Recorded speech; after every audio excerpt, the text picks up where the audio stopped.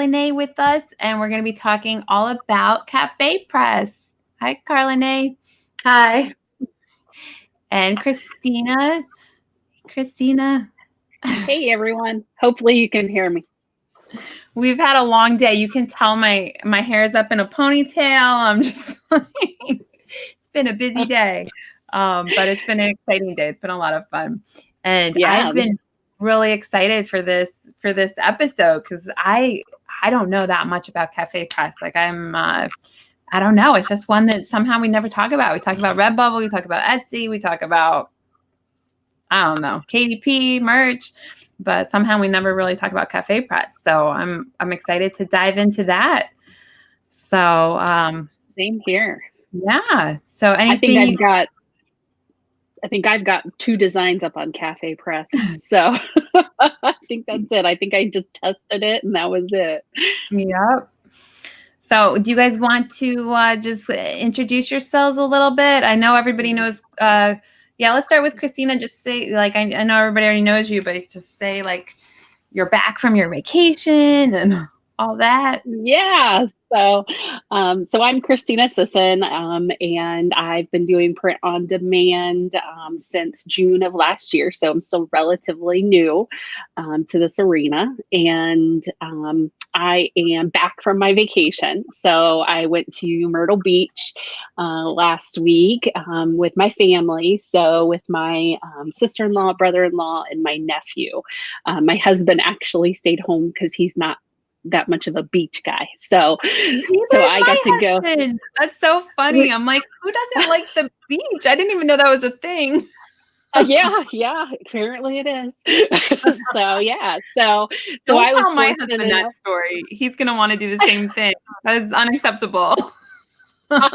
Hey, I'm the one who reaped the benefits. So I got to go on a vacation. They had a nice villa down there, 3 bedrooms. So they had an extra room for me. And so we get to spend the week on the beach, looking for seashells. And for those of you that maybe, it was a baby shark, or maybe it was like an adolescent shark. Not really sure. It was probably 3.5, 4 feet long. This guy was fishing on the beach. So some of you are in the Merch Money group and probably saw the pictures. But we were a little bit shocked when his pole practically bent in half, and there was a bunch of us watching and waiting to see what he was going to reel in, and sure enough it was a shark. So it was pretty darn exciting. So crazy. Well, we're glad to have you back.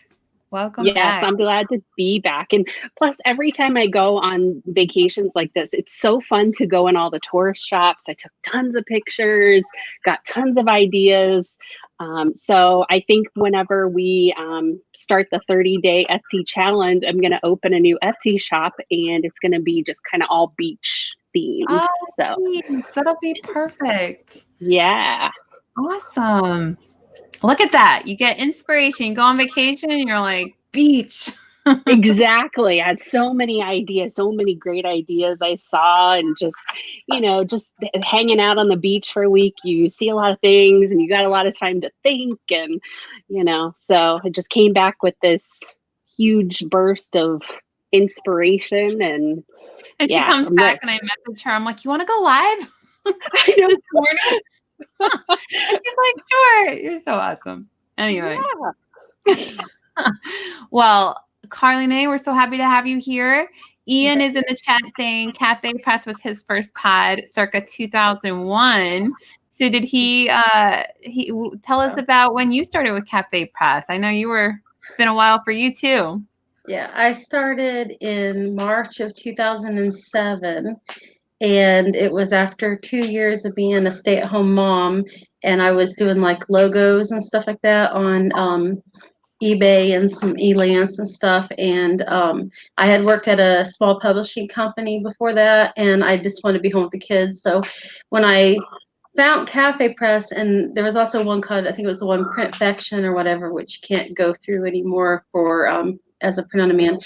But when I found those in 2007, I think I was like kind of at a low end, like desperate, because like we needed income, you know. At that time we had well, I was pregnant with my third kid at the time, actually, and so we needed income. So I looked up something like how to make money from home as an artist or something like that. And then I found CafePress, and it was literally it was like 3 a.m. because I couldn't sleep. I have insomnia, so it's like 3 a.m. and I found that. And then all night long I opened up my CafePress shop, and then all night long I got designs up. And then they used to do these meet and greets, and so I'm in Virginia now, but I was from Northern Indiana. I lived there at the time. And so my husband's from Chicago. So we went to the Chicago meet and greet, which was that month. And so I kind of got immersed like right away in it. And it's been kind of like, you know, with them, you know, 12 years now or whatever. Yeah. And mostly before Merch by Amazon, it was mostly for me CafePress, because I also had like Zazzle. I was one of the people that, well, I think Zazzle did this to everybody, but they used to solicit CafePress users to, when they first started up, they're like, hey, you're selling CafePress, come over to Zazzle, it's better, that kind of stuff. So I think they did that with everybody, but I was one of those people. So I went there, but I could never really figure out Zazzle that well. So my favorite was the Printfection, but I was real sad when they stopped letting us sell through their platform. And so yeah, so then when Merch by Amazon, I was pretty much CafePress all the way till Merch by Amazon, and now I do CafePress, Merch by Amazon, KDP, Spreadshirt, Redbubble. I've kind of expanded a lot since then. Nice. Well, we're so glad to have you here. When I found out that you've been doing print on demand 12 years, I was like, wow, it's amazing. And Ian, I had no idea you've been since 2001. I mean, in the world of 2 years after it started. Yeah, in the world of internet, you know, a lot of people, it's only a couple years, or people come and go every few months. So to find somebody that's stuck with it for 12 years, it's pretty remarkable. Yeah. No kidding. Wow. Yeah. And I mean, you're ahead of the curve. I had no clue about any of this in 2000. What'd you say, 2005? No. 2007. 2007. Yeah. 2007. What was I doing? I was I think I was a manager at Macy's. I might have switched to the bank by then, but yeah, it was, yeah, not on my radar at all. But anyway, so CafePress, you searched online and found it, and tell us about like what that was like. Like you stayed up all night uploading. You must have been so excited. Like It was kind of different because I was doing logos at the time, websites. No, actually, I wasn't doing websites at that time. I'm about ready to lie there. That came later. But I was doing logos and business cards and anything. And back then, like trying to do a logo for someone on eBay is like the worst thing in the world, because they expect like a $500 job for 99 cents, and like that's not even a joke. And so, you know, I built a portfolio up, but it you know, I wasn't really making no money, so I started going into like Elance and there were some other like logo contest ones and stuff, and I never won them. So and everything. So I didn't know how to design for t-shirts, and so my earlier t-shirts, I mean, they're kind of embarrassing to look at now, you know. So even though I had a graphic design experience, I wasn't a t-shirt designer. So you know, I didn't know about like I would make designs like really light, because I didn't realize that when it printed, you couldn't see it and stuff. So that was like my biggest mistake starting and everything. But I've learned. So what was your design experience like? What made you want to do logos and be searching for work at home artist type jobs? Well, I went to college to be a graphic designer, and but I only have an associate degree in that. I've worked on trying to get a higher degree in that, but realize it's not really necessary. Yeah, you don't do it. Yeah. That's not necessary. So I had goals of like back then that I wanted to work at maybe like an advertising agency or something. So, you know, I've done like some marketing classes, but that's not really my thing. I'm a little good at it, but I don't like to do it. So I don't do it. So that's why I'm not good at it, because I don't do it. But anyway, though, so I've only actually worked one place before I became a stay-at-home mom, and that was at a publishing company in Indiana called The Papers. years. And my department produced that Auto and RV magazine that you can find in Indiana, Wisconsin, Ohio, Michigan, Kentucky, I think it's in now. And so I did display ads and co-op ads and stuff like that, and some of the classified ads and stuff. So then when I got pregnant with my second daughter, and on my maternity leave, I actually quit working there to be a stay-at-home mom. And then that's when I started getting into doing logos. I started, I had never actually, in school we learned how to do some logos, but I didn't have any practical experience and stuff. So I kind of self-taught myself how to make logos and stuff and everything. But then after 2 years, wasn't a lot of YouTube videos. I don't even know when YouTube came out, but I don't think YouTube was out back then. But there was a lot of websites and stuff, like how to, like mostly the legal aspect was my biggest issue, like how to get a contract written so that, you know, it protects both you and the logo client and stuff like that. So, but I still do a few logos now, but it's not really what I like to do. Actually, what I really love to do now is KDP. But yeah, that's like my thing. It's taken up. Let's just say it's only taken me a few months at KDP to get what took me like 3 years at Merch and like 12 years at CafePress. wow. So it's definitely where my focus is going to be or whatever. So nice. That's the thing. I think people they give up so quickly, and it's so nice to see you, like, you've done it 12 years and you keep growing and learning and trying new things, and then to finally hit on something that's like done so much better for you than all the other stuff. That's amazing. That is. Yeah, but I think the KDP works for me because I have experience, you know, working at the small publishing company with, you know, we did like it was still old timey. Like I started there in 1998. Mm-hmm. And so back then, the company I worked at was kind of behind the times also. So I was actually kind of doing more old school, like color keys and plates and things like that and stuff. And so but I had like a little bit of the publishing experience through that. So I think that's why once I learned about KDP, I wish I would have learned about KDP earlier. I just learned about that this year, but that's why I think I have had a better experience with KDP. And I don't do like, you know, the POD people. I say POD. I know of some POD pod, but I've been this 12 years. I say POD. Okay, so That's what I so, but you'll hear me say POD. But anyway, the POD people, they pretty much right now they're focusing on like journals, notebooks, and really low content things. And I do some of those, but what I'm doing to which I think is helping me build my income there a little more is I'm like a book I'm doing might take me like 2 to 4 weeks. Oh wow. Okay. Wow. So what kind of books are you doing? Without being too specific or whatever, like activity type books or whatever. Right. Yeah. Niche down into activity books and stuff like that. That's awesome. Yeah. And like spend a lot of time. Like, don't just throw it together. Like make your page, like spend a lot of time making each page special, you know, and it'll pay off or whatever. So awesome. All right, so let's go back to you. You found out about CafePress. You went all in. You designed all night.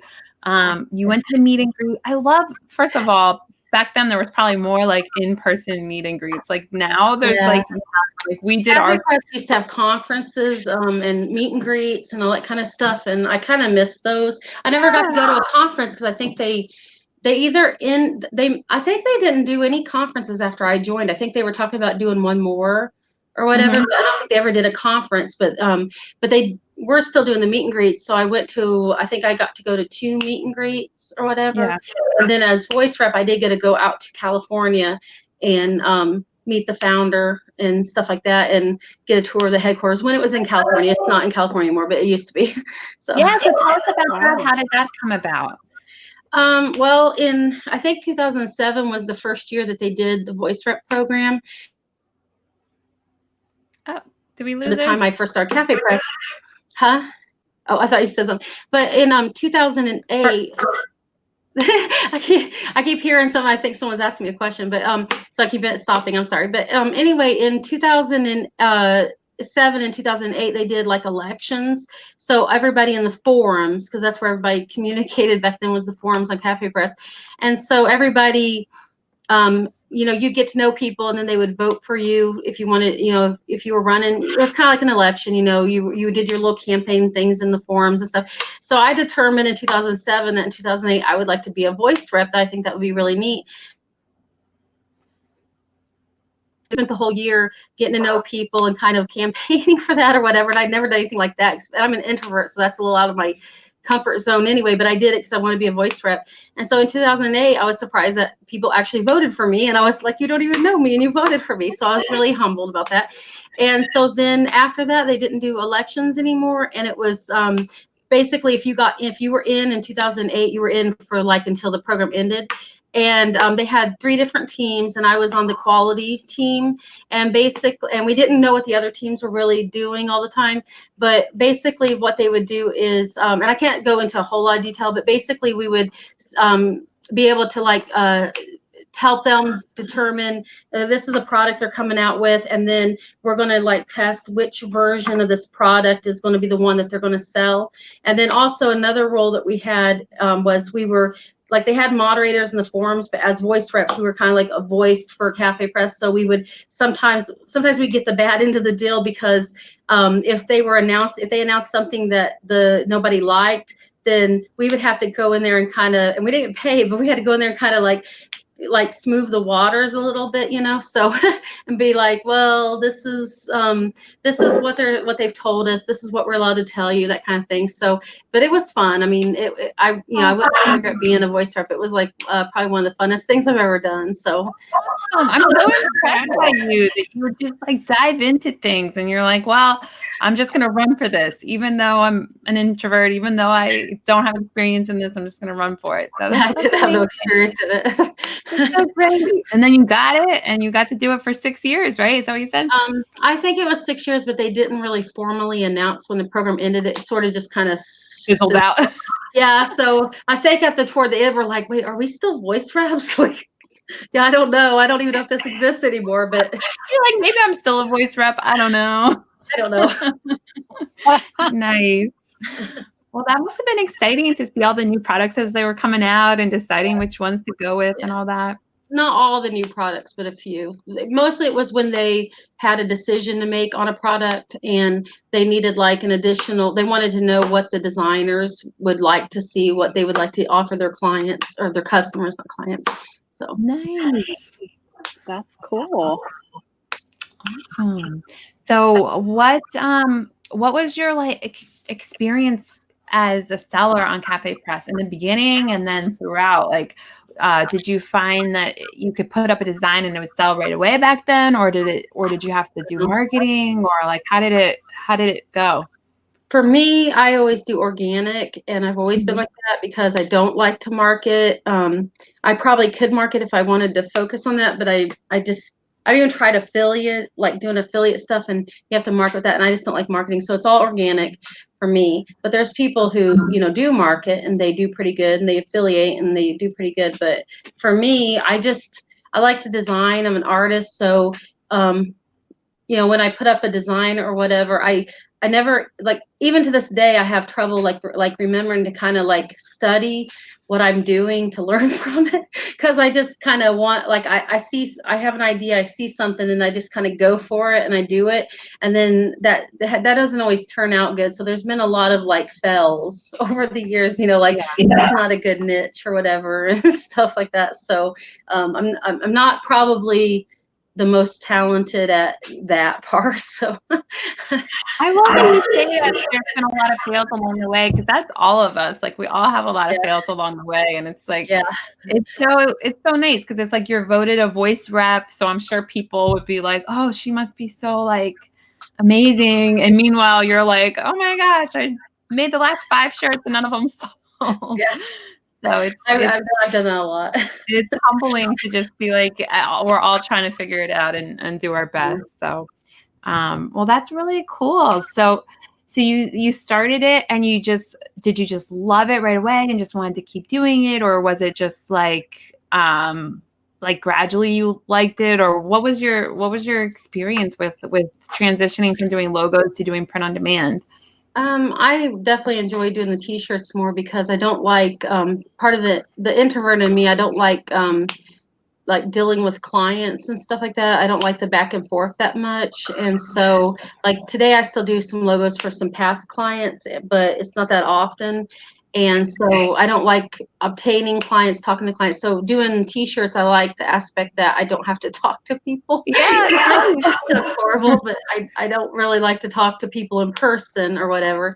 And so so t-shirts, you don't have to, there's no deadlines. That's the other thing is I'm not creating deadlines. So if something has a deadline, I'm probably going to miss that deadline. So, so that's not good for your logo designer.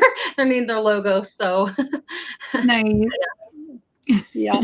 It's funny that you say that. A lot of times when we do the merch money meetups and we're meeting people, I would say 80% to 90% say the same thing. They're like, I don't want to deal with people. That's why I love this business. They're like, I just want to design. I want to upload. I want to do my own thing. So yeah, so you're definitely not alone in that. No, definitely not. And what's so funny is like a lot of the people that go to the meetups, technically they're all introverts, but because it's like everyone's doing the same business, they all love it. So they just keep wanting to talk to everybody and like never want to leave the meetup. But then after the meetup, you're just like so exhausted because it's so much energy. Like when you're introverted, it's so much energy to talk to people. So it's like, yes, I'm somewhere in between where it's like, normally, I'm like literally right in between. Like I'm somewhat extroverted, but somewhat introverted.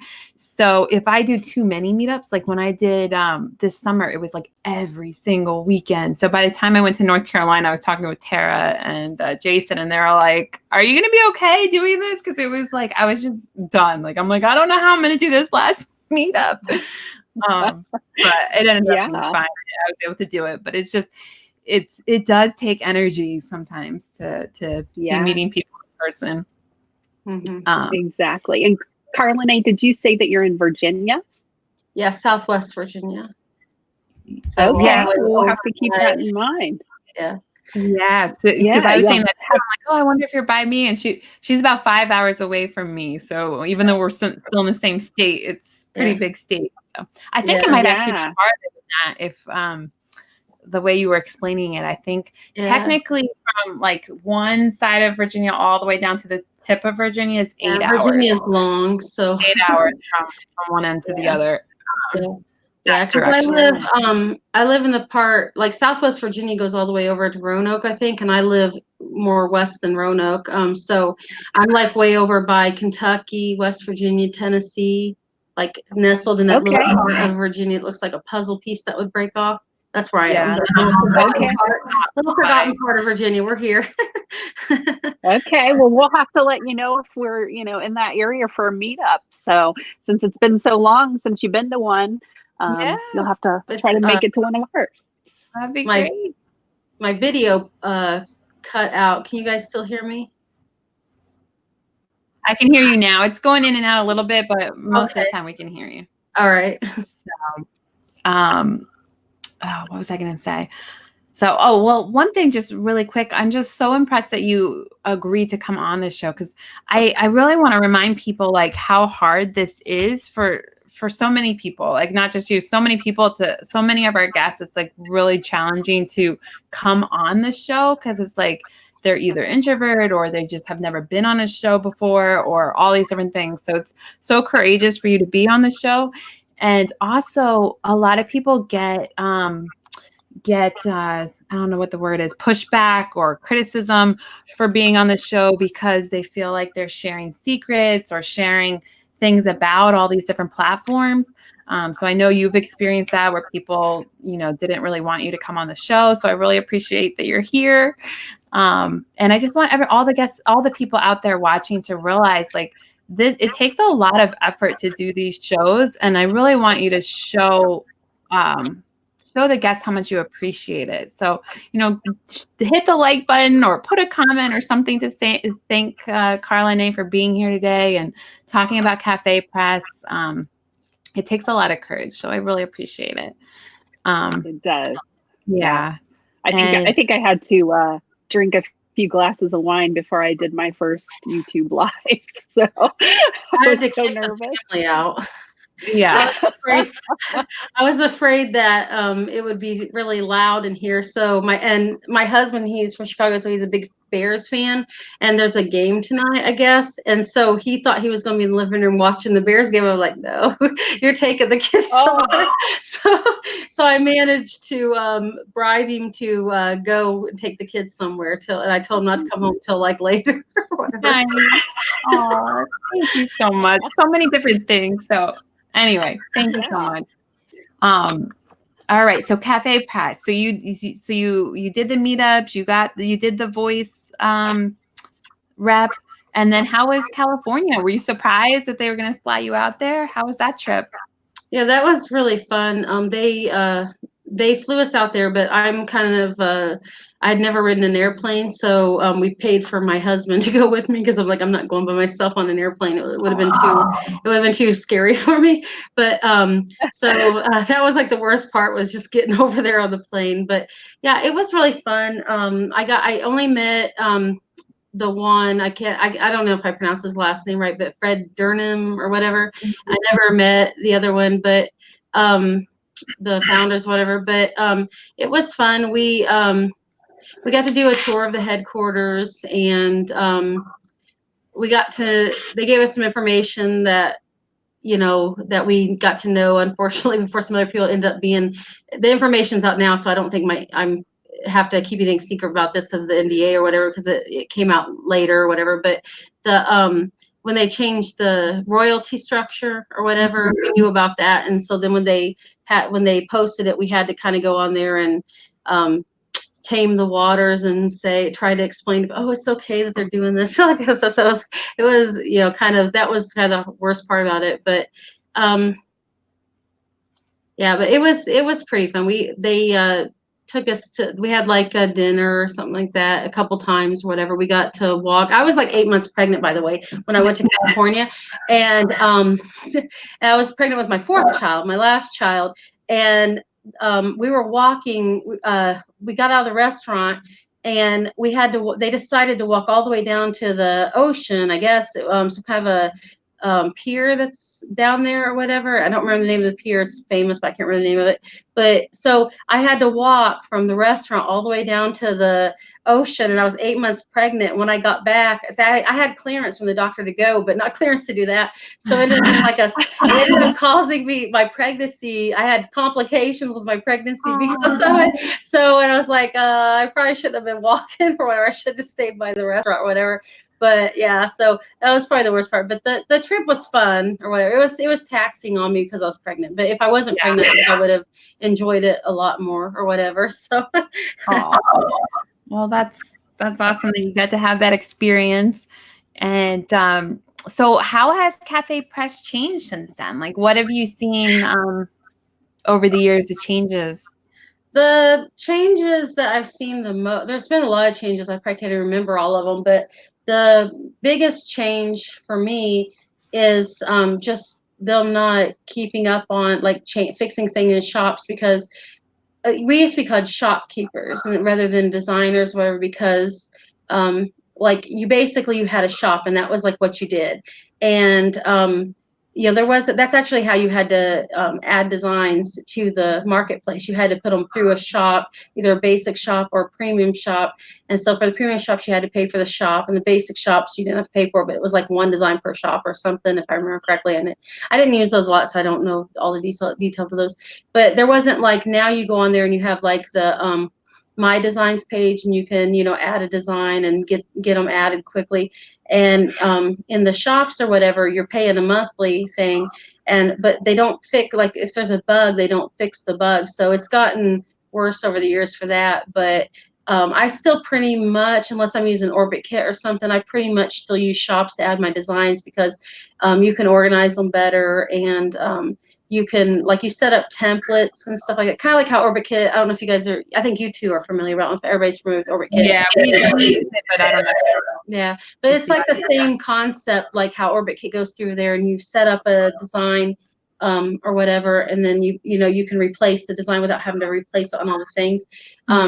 we kind of were doing that before Orbit Kit on CafePress, where we would go into a shop and you would make like a template and you would like create this dummy section, and then you would add your design, get it sized perfectly, and then you could copy that or import, and then you could like replace the design. And so you can get up like a whole lot of designs, like, you know, really quick or whatever. Oh, nice. So over the years though, you know, they don't have you're still paying for the shops kind of, but you don't have the support for it and stuff like that. So it's shop sales have went down a lot because of that. And we used to make, you know, used to be able to make your good money on the shops, because you can set your own price for the shops. I don't know if people are aware of that, but if you have it in the marketplace, I think new designers get like something like 5% or something now if you're starting a shop.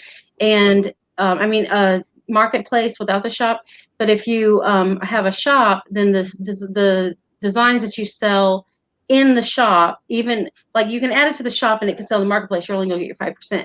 But if it sells because you've marketed your shop, then you can set any price you want. So you can do the same thing you're doing like on Merch by Amazon, where you can you could charge $10 profit on a shirt, you know, over like the base price or whatever, but you have to do your own marketing. Because if it's in the shop and it sells in the marketplace, you're still only getting 5%. So I don't know if that made sense, but yeah, that's cool. You have both options. That's really yeah. neat. Did you ever do marketing for your shop, or did people find it through the marketplace, or how did it work for you? Well, for me, if you add like whatever price you set in the shop, you would actually always get that in the marketplace too, and they changed that. So I already had traffic, like organic traffic, coming to my shop.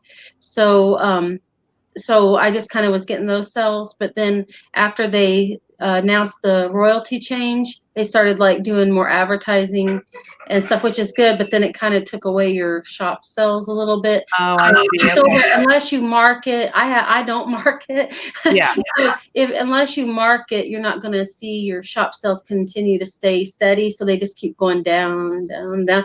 So I still get shop sales, but they're not in comparison. Like most of my money on CafePress is definitely through the marketplace or whatever. Nice. Okay. So, so CafePress, you can do like licensing type stuff, right? Don't they have I don't know, Christina, you know more military stuff. Yeah, stuff. Yeah, this is probably like fan art. Yeah, this is probably the point of point of contention that I've had the most pushback on this interview, is people don't want me to tell people about the fan portals or whatever. But well, yeah, I brought it up, so I did know about it. It's my fault. But yeah, they were one of the first. I don't know if they were the first, but they were definitely early in getting the fan portals licensing, and they're very strict on it. They have a web page that if you type in CafePress fan portals, it'll bring up all the rules, and they're very, very, very strict on these rules. And so you have to have I think on CafePress now you have like 10 tags, although I don't really pay attention too much, but I think it's down 10 tags. And so one of those tags has to be the special tag for the portal, and it has to be exact. So if you don't have that, they will reject your design. And also if you go on there, like bringing up the copycat issue or whatever, like there's been like people who have went and they've tried to do the copycatting of the designs, and like even though it's a fan portal, and let's say like one of the fan portals is let me think of one real quick, Seinfeld or whatever. So so let's say, what's that what is it, spare the square, I forget what it is, but the quote where Elaine says, do you have a square to spare about the toilet paper? So even though that quote is like everybody who is doing the CafePress and puts the Seinfeld special tag as a tag in there, does that quote, that's fair game. But you can't go and look at somebody's spare the square design and then recreate that design and then think that CafePress is just going to let you keep that up. You know, the quote is fair game, but the design is not. And so there's issues on CafePress where people think that, well, because the quote is fair game, the fan portal is fair game, that property is fair game, that I can just copy all the designs that are there because it's from the movie. But that's not true, because the design is copyright. Like if I make a Seinfeld design, I don't have rights to the quote special above someone else, but I do have rights to my design that I made. So yeah, so so Yeah, that that's a big deal, guys. I don't want any copying. Like, never copy someone else's design. Of course, like always make sure to add your own artistic ability to it and change that's anything, not just fan portals, anything, but yeah. Yeah. Have you had a lot of luck People have that designing? Huh? Oh, have you had a lot of luck designing for any of the fan portal pages, or?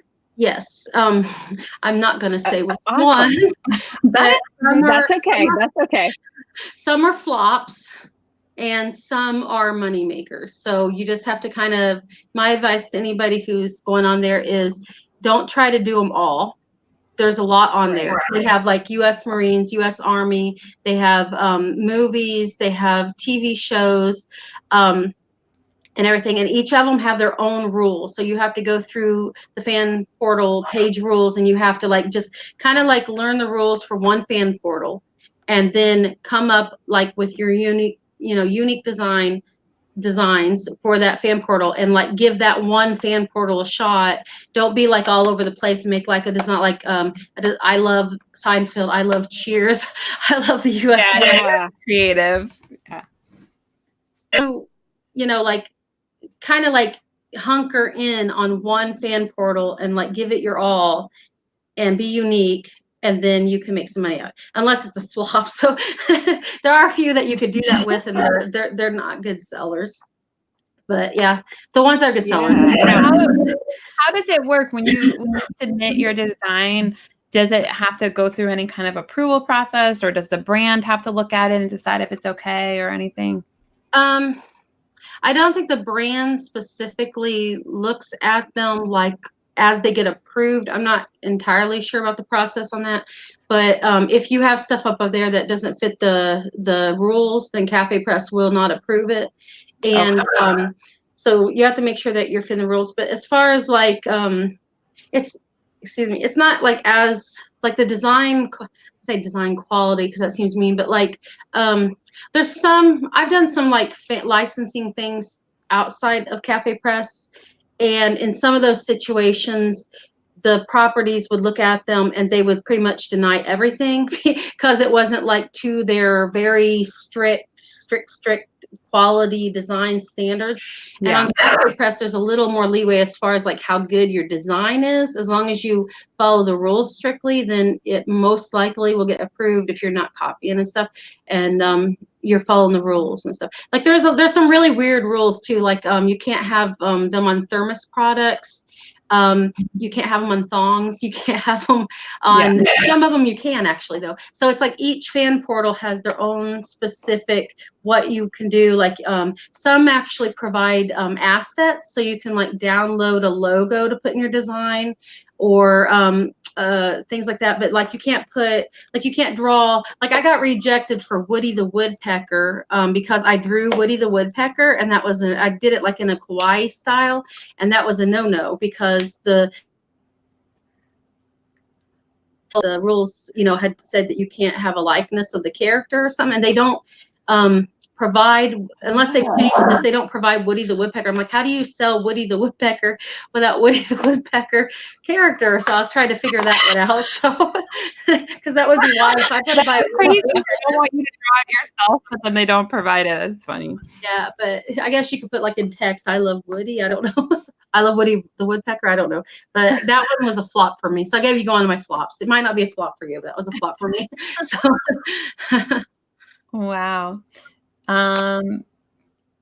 Let's see. We got a question from Ian saying, typically the licensor doesn't allow usage of any photos, etc. Is that right? Example, you can't use a photo of the Seinfeld cast. Yeah, it's pretty much all the fan portals on CafePress have that rule. Each of the set of rules for the different fan portals are different. So you have to actually like go through and make sure. But on that particular question, I think that applies to every single fan portal, that you can't have a likeness. You can't go and like download, you can't go to like the Seinfeld website or something, or go on Google and download images of Seinfeld logos and posters and then put it on a t-shirt. You have to, within the rules, create your own content. So you can kind of create, well, on some of them you can kind of create your own versions of the logo, but some you can't even get close to the logo like style, and then some you can only use this logo that they've provided, and then some you can't.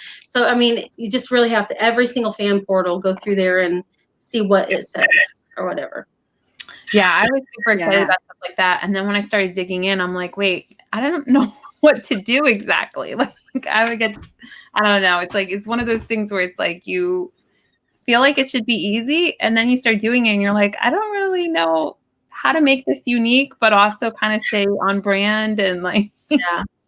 Well, one of my tips for that is just like what I do when I'm going to start a new fan portal. I have an actual shop where it's where I have different sections in my shop for the different fan portals and stuff. And so when I'm going to start a new one, basically what I do is I go through and I like research, especially if I don't know the property, and I research colors, styling, yeah, and then like I get like a list of like different quotes and stuff like that, and then and then I kind of just try to see what types of things are relevant to that fan portal, that property, and then I like go into Illustrator, and then I'll like I'll have my inspiration things. I will download for inspiration and stuff like that, and so I can reference the styles and stuff. And then I have like the rules there with me, and then I I start designing with all that there, and then I kind of just hunker down on that one thing and kind of do a lot of them to kind of see like what's going to sell and stuff. But it's pretty easy. It's pretty easy to get the styling without breaking the fan portal rules, as long as you're kind of staying sort of generic with it, like for friends or something like that, putting like the dots. I think you can do that like on friends, putting like I haven't done friends, but like how the logo has friends. I think you could put like a quote with dots or something like that.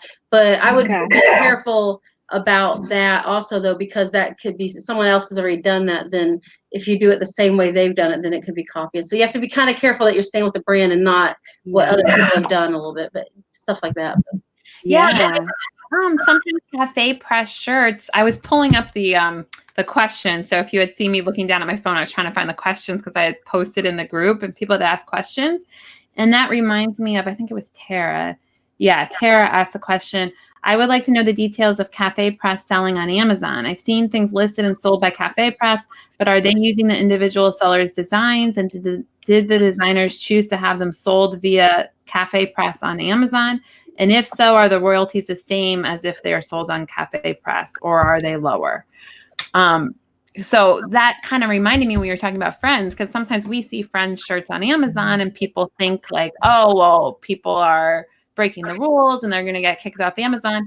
And it might be that the shirt is from CafePress or a whole different, there could be lots of different ways that shirt got on Amazon. But if it's from CafePress, it would say like the brand name would say CafePress and not like the shopkeeper. But you don't get to choose. If you have a design in the marketplace, then you're eligible for those are called e-commerce sales. So they sell on Walmart, Amazon, Zulily, eBay, I think, different places like that. And you get like 5% on fan portals and e-commerce, you just get 5%. But I think nowadays all new CafePress users only get 5% anyway, so I guess it would be the same. But some older shopkeepers might get more than 5%. They were supposed to like but not on e-commerce and fan portal, but like on regular designs. But yeah, it's just 5% on e-commerce. So if you sell, but you get a lot of money from it because you can see in your sales report the difference, like if you sell something fan portal, e-commerce, or marketplace, or shop, you see a breakdown of that. So and you sort it, so you can see how much money you're making on e-commerce. So it can add up, but you don't have any control over what gets in there unless you opt out of the marketplace, which I think is kind of dumb.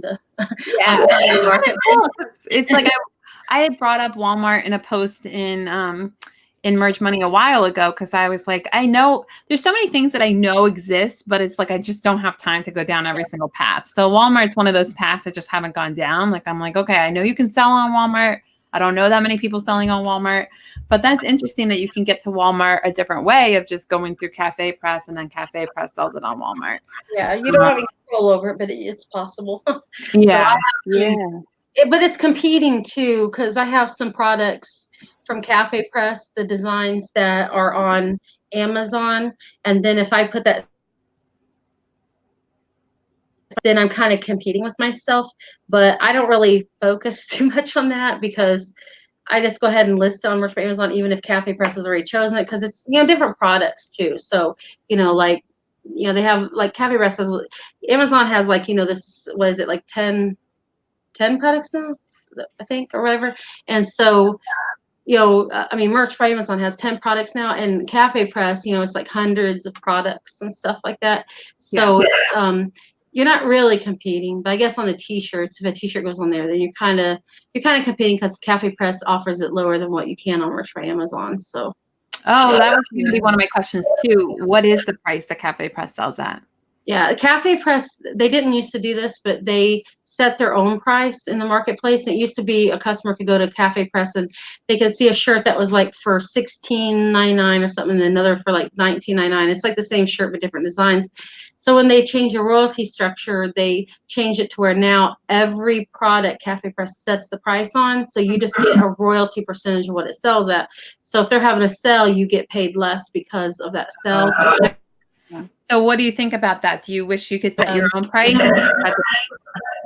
CafePress, I didn't really hear what you said, but I think you asked, do you set your own price? I think the video is going I said, how? It's going out. I have no idea what you're saying. I'm sorry. Okay, how do you like that? Like, do you like that all the shirts are the same price? Because I would think that's almost a good thing in a way, because then you're not having people like go like where they're not making a profit at all, and then some people going so high. Like, it's kind of nice that everybody's at the same price. I don't know. I don't like it, because I'm from before they did that. So I liked being able to set my own price. And so it used to be like if a shirt was, oh, here's an example. Okay. So it used to be if a shirt was listed at $19.99, then I could, like, most of that would, like, let's say I'm the one that set it at $19.99, then whatever my base price was, which I can't remember right now what the base price would have been.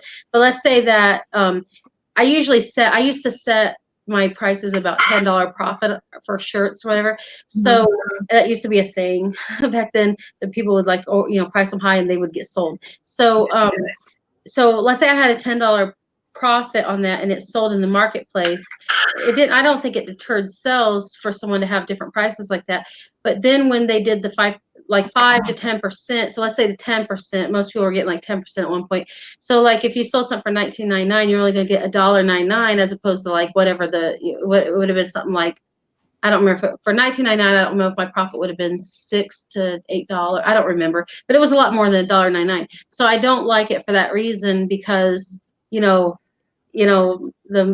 getting as much money. And it actually did hurt a lot of people when that happened. And a lot of people, there was like this mass exodus of CafePress at the time. And I stayed through, and I'm glad I did, because I was able to build income and everything back up. But people who had been at CafePress for a long time and then they left at that time, they lost all that momentum. So then later, a lot of them and everything. So I'm glad I stayed for that reason, but I wasn't happy with the fact that you don't get to set your own prices anymore, because you're just not making as much, you know. So like if you were making, let's say someone was making like $10,000 a month, after that announcement, they went down to like $1,000 a month. And this was like real world scenarios. So, you know, it wasn't really a great thing that happened. But if That's you set it out with these platforms, because you just never know. I mean, that was just a drop of a hat. Like all of a sudden they changed the rule, and that's a huge difference to go from 10,000 a month to 1,000 a month, or whatever, 5,000. I was going to do like a YouTube video on my channel, but I haven't gotten around to it because I've been busy with the kids and stuff. But I was going to make a YouTube video because I was hearing people talk about how merch by Amazon, it's always going to be, it's just going to get better. It might have actually been you actually that said it's going to get better and stuff like that. And it's like, well, from experience, like, don't, kind of look for other things to do too, like even outside of the print on demand thing, because like from experience with CafePress, things can change at the drop of a hat. And like right now you can set your prices on merch by Amazon, and they're adding all these products and it looks amazing, but there's no guarantee that 1 year from now or 2 years from now or even a month from now that merch by Amazon doesn't drop a hat and say, we're going to set your royalty and now it's 10% or 5%. There's no guarantee in that. So I remember what it was people were saying. They were saying that they were making all this money on merch, so they were quitting their job or something like that. I think it was like in groups or something like that. And I was like, please don't do that, because like people did that. They had quit their job. CafePress dropped that. So Sorry, Ian saying he's chatting to himself. Sorry, we're getting caught up in the conversation, but I think we did end up answering your questions. And I think I do tend to get overexcited about merch and Amazon in general, because I've been on Amazon for 5 years or whatever. So I always feel like they're growing and they're adding stuff. And I mean, there's some truth to it. Like they do tend to in some ways get better, but it's also more competition. They also change things quickly, suspend people, there's all kinds of stuff that can happen. So there is definitely something to be said for going on more platforms than just one. And also just having something that's your own, like building your own website or having your own email list or things like that. Like all of that is good too.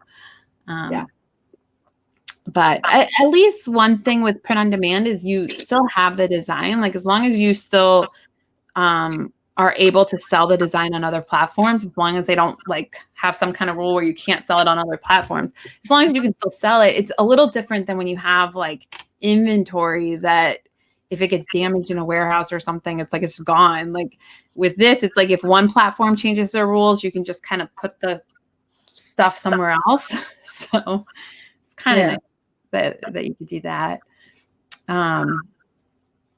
So you stayed. So when other people left, were their designs still up on CafePress, or did they somehow like take all their designs off, or were they still getting royalties? When they changed it or whatever, or the mass exodus. They left what they had, but then just started focusing on other platforms.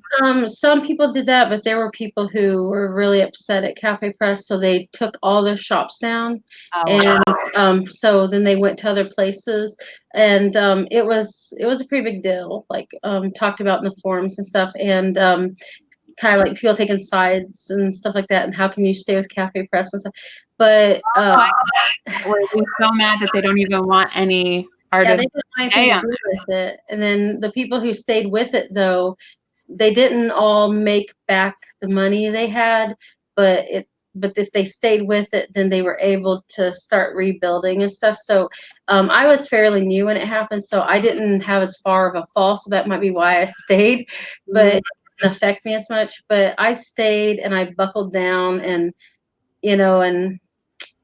kept working at it and stuff, and so it turned. What year was that all that happened? CafePress is not my biggest earner to this day, or whatever. So I was doing okay.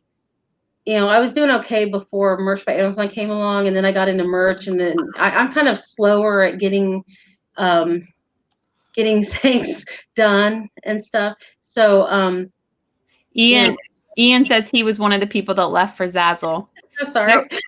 No. Ian, did you take all your designs down when you did that? Did you just like completely delete your shop? And because I feel like I would just leave the designs up, because why would you not leave it up? That's what I thought people should have done, but there were people like, I don't know what he did, but yeah, there were people who they like closed their shops, deleted their designs, and I didn't feel like that was a wise decision, because I'm like, they're already up, just leave them up. Yeah, you know, like, get whatever that something. He actually. Yeah, go ahead. Sorry, I keep interrupting. Sorry. Yeah, he actually left his up and said that he still has listings that from 2001 that he uploaded that he still makes money on every year. That's awesome. I just stopped being active. So he was one that left him up. That was the smart decision. Ian. I think it was like the principle of the matter for a lot of people, because they didn't want to,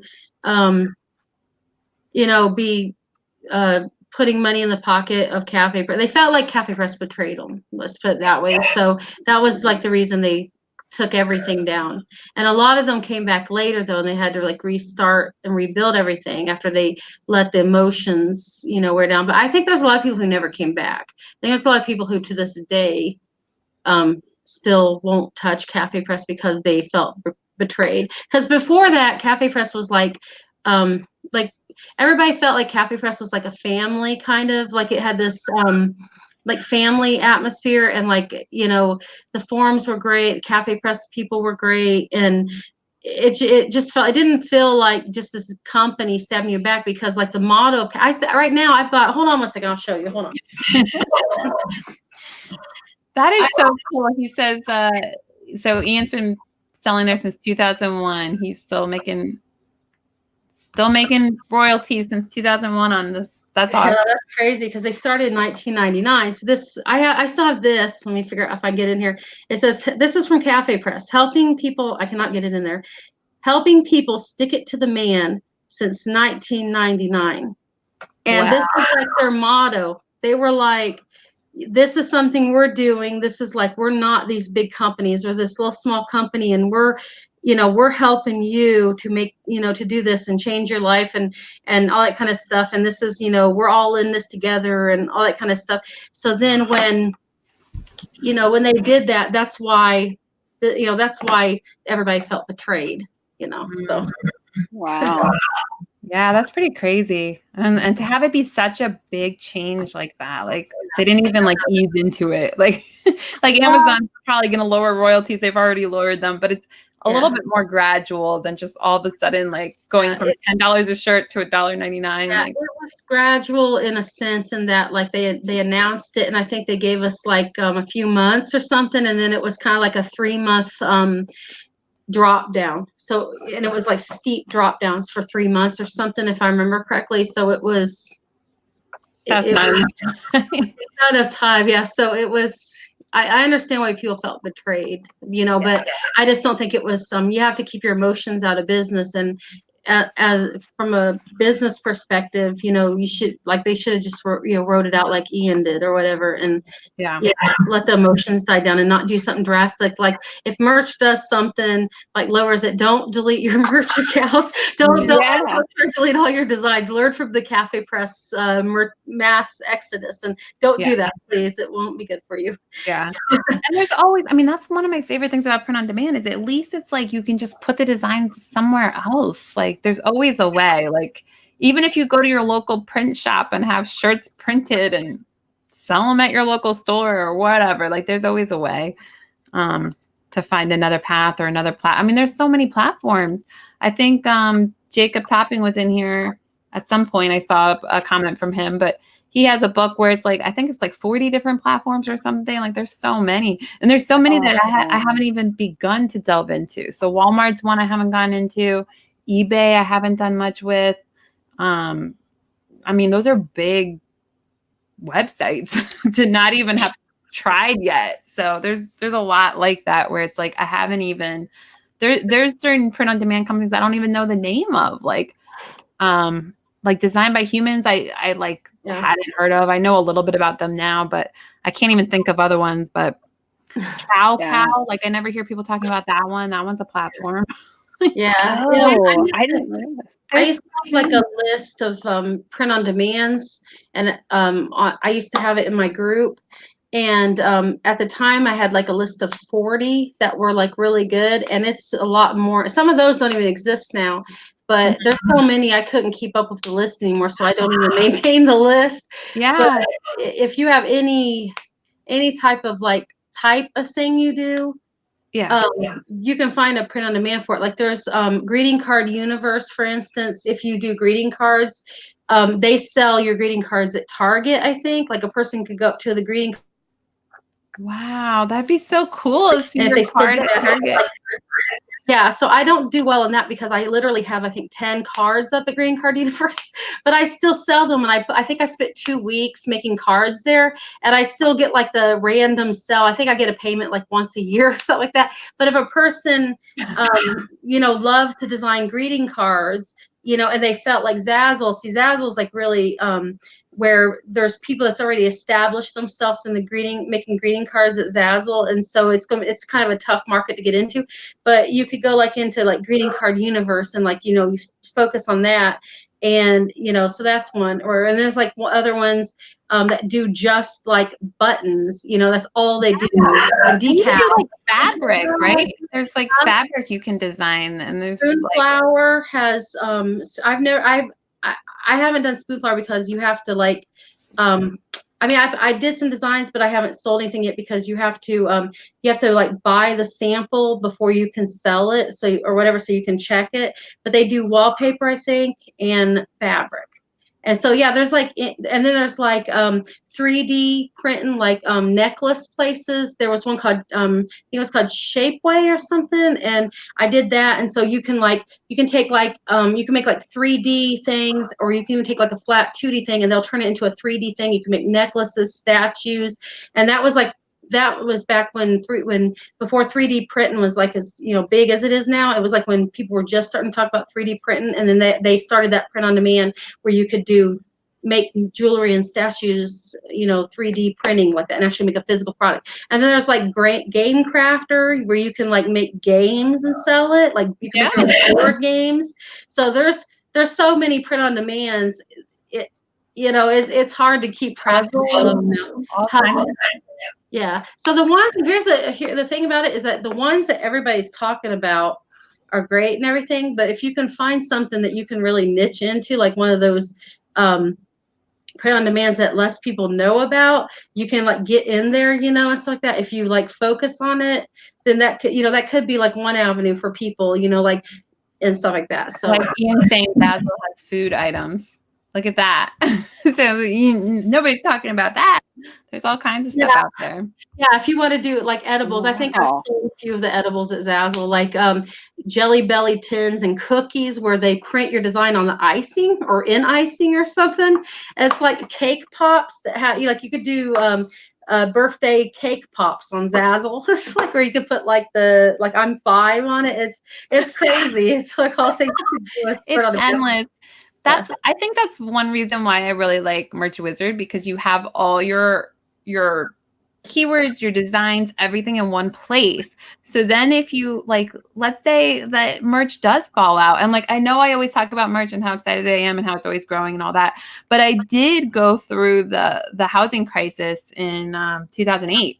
And I had a house and saw it completely lose all its value. My husband's house completely lost all its value. My husband lost his job. It was right before he was my husband. We were only engaged. So I got married to somebody who didn't have a job. Both our houses lost completely all the value. So I do know that it's it felt like houses were always going to go up. I had grown up with my parents always were able to buy and sell houses. I didn't really understand that your house could lose all of its value. Yeah.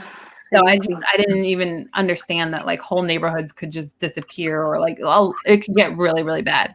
So I do know that things can change at the drop of a hat. I mean, we had no warning of that, and it just happened. So, but I made it through, and you make it through these things. But you do have to be aware that nothing always stays the same. You never know what's going to happen. Yeah. So same with merch, even though you guys always hear me talking about how excited I am. I'm excited right now, but I know it could change. So we do have to always be aware it could change. Yeah. Oh, oh gosh, it's already 9. I'm so sorry. I didn't even realize we hit the hour. We hadn't even talked about. Yeah. Sorry, I know some people had asked questions about KDP. Let me go back and say I did see your question. I was just going to ask her at the end, but we already are. Real quick, we'll just ask. In a rush. You're not in a rush? Okay. I told them not to come back before 9:30, so I have at least until then before it gets loud. Okay, we'll try to go real quick to ask the last couple questions. But Cons Bolakina had asked, how many pages per activity book, and what makes you more income, merch or KDP? Well, ever since I started doing KDP, merch and KDP were pretty much neck and neck, but my KDP sales are down this month. And my merch sales are ironically up this month. Nice. So I'm actually, it evened out, but I don't know why KDP is down right now for me, other than the fact that since I'm not doing mostly no content books or whatever, then I'm relying on less books for more sales. So I think I think that's just people aren't buying that book right now, those books or whatever right now. So next year my KDP will probably be blowing merch out of the water. But that's just a prediction. Right now they're neck and neck, except for this month. So. Yeah. Nice.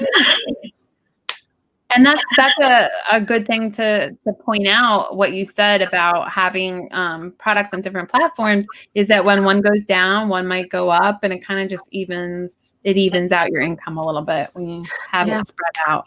Yeah. So, yes.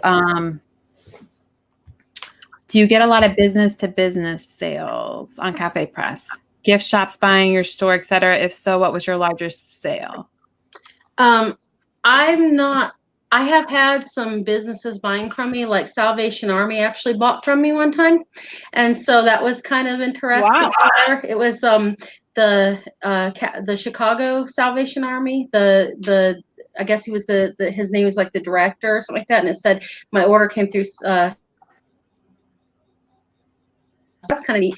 But I don't really pay attention. I have to admit, I don't really pay attention to, like, on CafePress, you do know who bought from you because it tells you, the name of the person that bought from you or the business or whatever, unlike merch or whatever. But I don't really go in there and like pay attention, so I don't really know or whatever. I don't do any type of like local sales to anybody. Like I don't do how people try to sell local merch. Yeah. Oh, I got my pen. But yeah, I don't do anything like that. But what on CafePress, and this kind of applies to any print on demand, but one thing that can help you like get larger sales is doing matching stuff. And it's harder on merch because you can't link things up that well unless you do it by brand or whatever, which you could. I use one brand, so it's kind of probably not smart of me, but I do. But so I don't really do like link things up on merch or whatever, but on CafePress you can you could do something where let's say like family sets or matching home decor or something like that. So my largest sales, I don't remember exactly what because I don't pay attention that closely. I should, but I don't. But most of the times I get like large sales. It's usually either something where they wanted to match up a bunch of stuff, or it was where it was something that people buy in mass quantities, like invitations or, things like that. And on CafePress, they have a design tool. It's not as good as, Zazzle's design tool, but it's kind of tricky to learn how to use it because you can only do like one. Like if you're going to make something customizable, you can't do a paragraph. You have to do like line after line, and sometimes it don't load on people's computers. So it's a mess. They did not do a good job like making the design tool, but you can make it work. And like you can, let's say you're going to do like family reunion shirts, and you could do like this family reunion shirt, and you could like leave a spot for their last name, like big enough for a bigger last name, and then you can make that section customizable. You could put a spot for the year, and so then if a person comes and they're wanting to do like a merch, you can't do that because you can't customize the name, right? So on CafePress you could do that, and even Zazzle or whatever. And then when the person comes and they want to buy, let's say, reunion shirts for their entire family, then they can just customize it real simple or whatever. Or things like Christmas cards. They have, they have some flat cards and they have some greeting cards. There's not like a whole ton of competition on that, but you could do where they can upload their own photo or something like that and stuff like that. So if someone's going to buy like one of those, they're not just going to buy like one greeting card that says "Come to my wedding" or something. They're going to buy. Yeah. End up being more.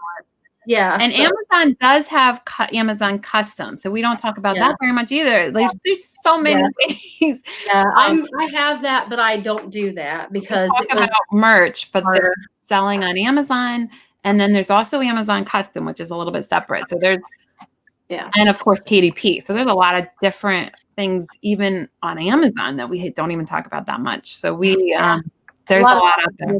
Yeah.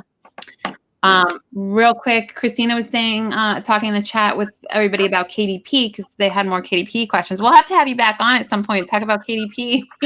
But guys, we do have playlists on the YouTube channel. So if you click on playlists, if there's a topic that you're interested in, we have the videos grouped by topic. So there is a KDP playlist. So you can click on that and it has all the different people we've had on about KDP.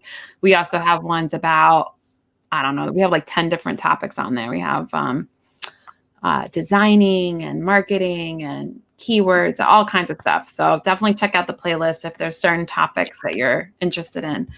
And then I think— Thanks for that reminder. I forgot about the playlist option. Yeah. And then also just in news real quick, AAW made a good point, highlight that everyone should be sending an email to the USPTO for taking down the $100 LOP. So I don't know if we're going to do a live or not. It's been like a crazy week, but just to remind everybody, Christina and I did an LOP day. When was it? A couple weeks ago, where we were teaching people how to file letters of protest. You can find that video in our list of videos. And now the USPTO is saying that it's going to start costing $100 to file an LOP. It should be like right now it's free. So if it really goes up to $100 every single time you file an LOP, the amount of LOPs that we've filed, just our community, would be over $100,000. So it's going to get real expensive real quick. So we really want to try to fight this if we can. So it takes everybody coming together, sending the emails. In the Merch Money group, you can, I think we have it as a pinned post or just search USPTO, and we have the email of where to send those emails. Yeah, and I'll get with Helen. Maybe we can squeeze another live in this week to talk about it, and heck, maybe we all write our letters during that live or something. We could have an LOP lunch again, except this time we're sending emails. Yeah, exactly. Sounds good. If you guys have questions, just message any of us. And Karlynne, thank you so much. Was there anything else you wanted to say or anything else that we left out? No, but you were talking about having to have me on again, and hopefully that you guys will do that, because I'm working with somebody right now on some software that will be, I think, of interest for KDP users or whatever. So once that's released, maybe absolutely, we'll definitely have an interview with me and the software developer. That would be great. That's exciting. Yeah, just message me anytime you're ready, and we'll set up another day. So, and guys, definitely follow Karlynne's group. Should be in the description. It's called POD Success, right? Yeah, and my YouTube channel is also POD Success. Yeah, you can maybe link that to that also, or whatever. But yeah, awesome. Well, thank you so much. We really appreciate you coming on and sharing all your knowledge with us and teaching us about CafePress. All right. Yeah. All right. All right. Thanks, guys. We'll see you next time. Bye. Bye. All right. Good night, everyone.